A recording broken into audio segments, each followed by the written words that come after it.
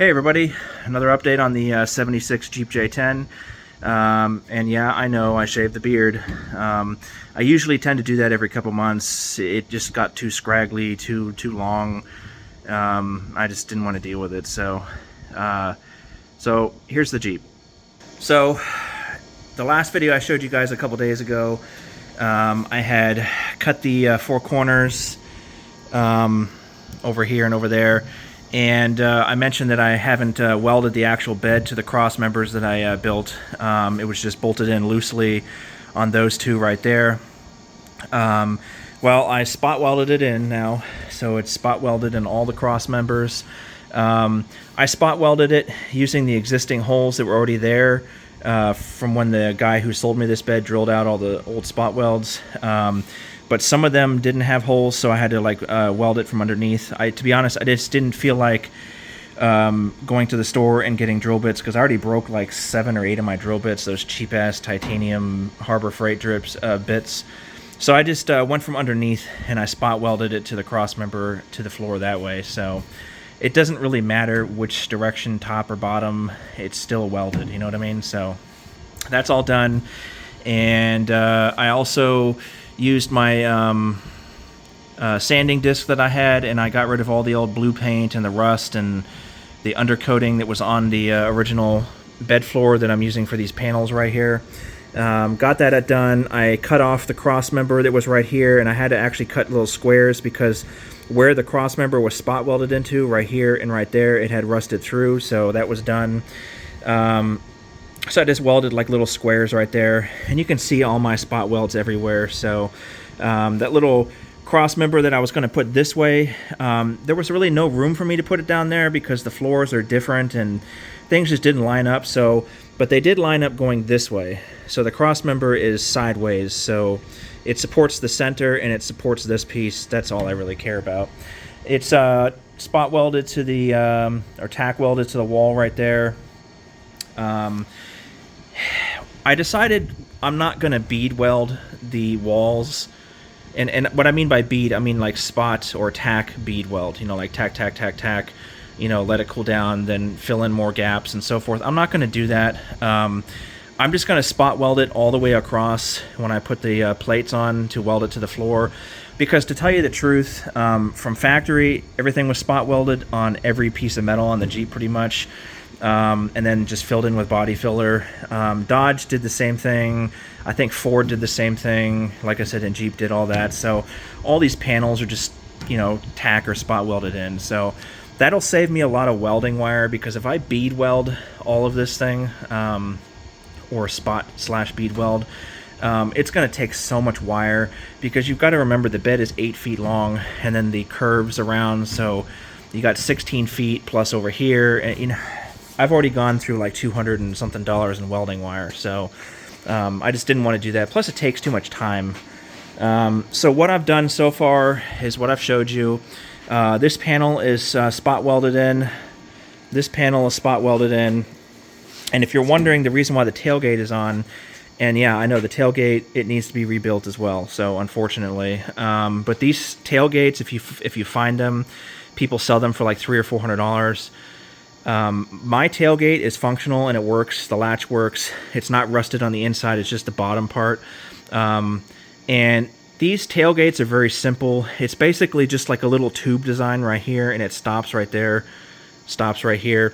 And the tube connects to like a little round roller or something like that, and that's how it rolls down, you know, up and down or whatever. And this section right here is basically just flat metal. I'm just going to take a piece of conduit piping and just run it all the way across, and then take some 22 gauge steel and tack weld it to right here. But I'm going to definitely bead weld that, because that's visual. You're going to see this on the outside, and then grind it down smooth. And then I'm going to take the plate and fold it over the conduit and make it curled like it was from factory.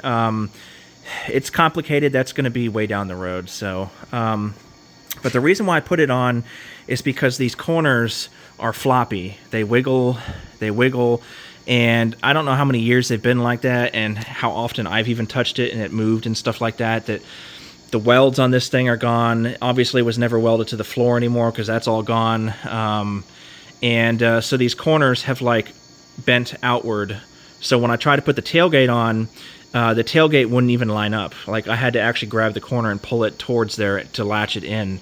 And now that it's latched in like that, I took a ratchet strap and I tightened the ratchet strap just enough to where they line up here, and then these line up as well. So I kind of want to make it as good as I can get it. It's going to be really hard to do because of the amount of rust and how the spot welds are already broken on it, and I just want to get it enough to where it doesn't like pop out, hopefully, when I weld it all together. So it's welded down here, and that needs to be fixed. It's welded in that corner, that needs to be fixed. Underneath, it needs to be fixed. And then, of course, the floors also grab onto this and support it as well, because before, with no floors, this thing down here was able to move around, but now that the floors are on, it doesn't move around as much. So, and then this is what I also wanted to show you guys. So this is what I was talking about as welding, as far as welding like a 2-inch plate from the wall to the floor in order to fill in those gaps. All these gaps right here. So the whole thing is going to be like that. The only part that kind of stinks, it's not too much of a problem, but it's corrugated. Let me zoom back in. It's corrugated on the walls right here too. The bed is corrugated in order to add strength, I guess. But I can't like bend the plates by hand like that. So I just spot welded it, and then just take a hammer and just bash it to bend the metal to kind of, you know, get into those corrugated points, and then you weld that. So, but again, I'm going to spot weld this as much as I can, but I'm not going to do a bead because it's just a waste of wire. To be honest, these welds right here will probably hold that whole panel. That probably doesn't even need welded anymore, but I'm going to add a bunch more welds and then just continue all the way around. Same with this side right here. It's all spot welded in and bashed in the corners right there to get that corrugated section. Now, some pieces I didn't cut off that much. From factory, you can see it was corrugated, but it stops right here, and then there's a flat plate. And it goes all the way flat, and that's how it welded to the floor without having a weird seam in there. But because on some sections of the Jeep, it rusted from down here like all the way up, that's why I have to take the metal and smash it into the corrugated section. So, and then another thing I need to do is I need to cut this little lip off right here because it's sticking too far out. You can actually see it.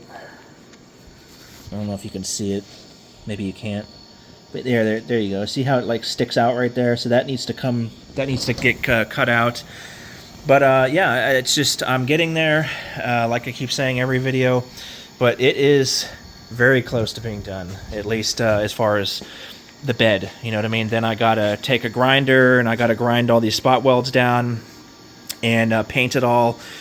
And when I'm done with everything like that, then I need to sand, probably by hand or maybe just by like a sander or something like that. But I need to sand all of these walls to get this flaky paint, because for some reason somebody had painted this Jeep probably with like a rattle can over the original blue. The original blue is that darker blue. This is the newer one, and they didn't prep it, so they just painted it over the existing shiny paint, and that's why it's flaking. Plus it's probably some cheap ass paint anyway. So, but I need to sand all that down. I need to sand this down to make it rough, because I'm going to spray this entire bed with like that that rock liner or rhino liner, that really tough bumpy liner that basically hardens into a rock. So I need to make sure I sand all the rust down, get it all clean.